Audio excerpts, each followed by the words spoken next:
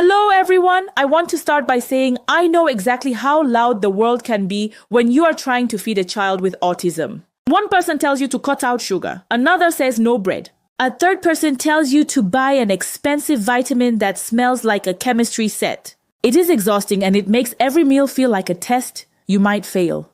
I want to take a deep breath with you. Today, we aren't talking about curing anything or promising miracles.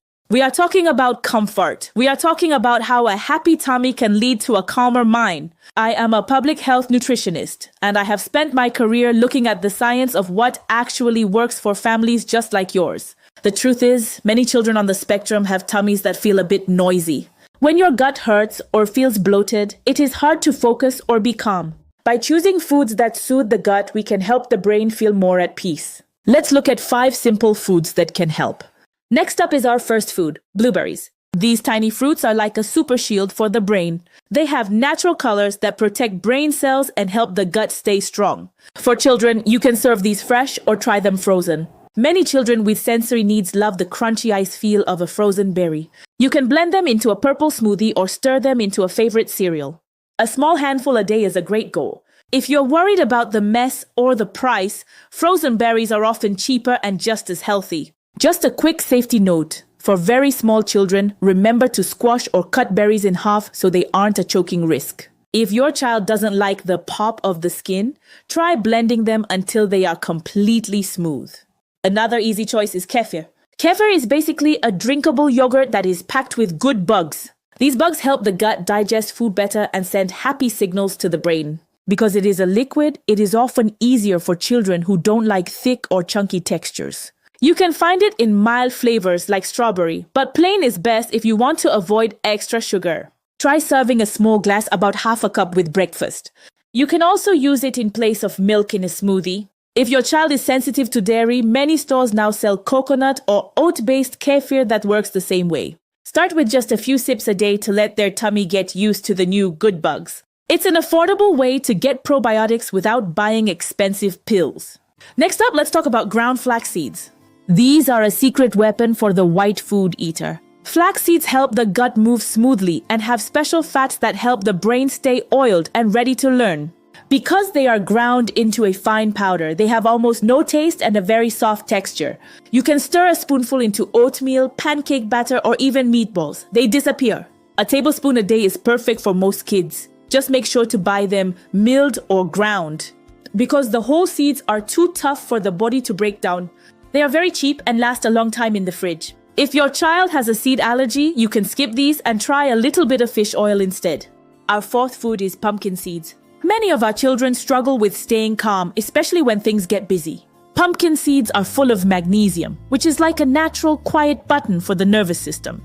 They also have zinc, which helps with focus. For children who love a crunch, you can roast them with a little salt. If your child hates seeds, you can buy pumpkin seed butter and spread it on a cracker or a slice of apple. A small spoonful is all they need. Just be careful with whole seeds for toddlers to prevent choking.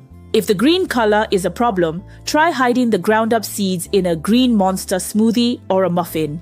The last food is stewed apples. When you cook apples slowly, it releases a special glue called pectin. This pectin acts like a bandage for the gut lining. It is very gentle and helps with both constipation and loose tummies, which are common for our kids. Peel and slice an apple, put it in a small pot with a splash of water and a pinch of cinnamon and cook until soft. It tastes like the inside of an apple pie. You can serve it warm or cold. It is a very cheap, comforting snack. Just remember to peel the skin if your child finds textures difficult. Now I want to take a moment for a quick check-in. This week I want to challenge you. Pick just one of these foods, maybe the flax seeds or the blueberries. Try to include it in a meal 3 times this week.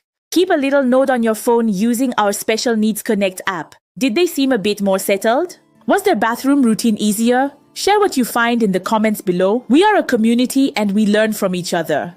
Before we finish, we need to bust some common myths.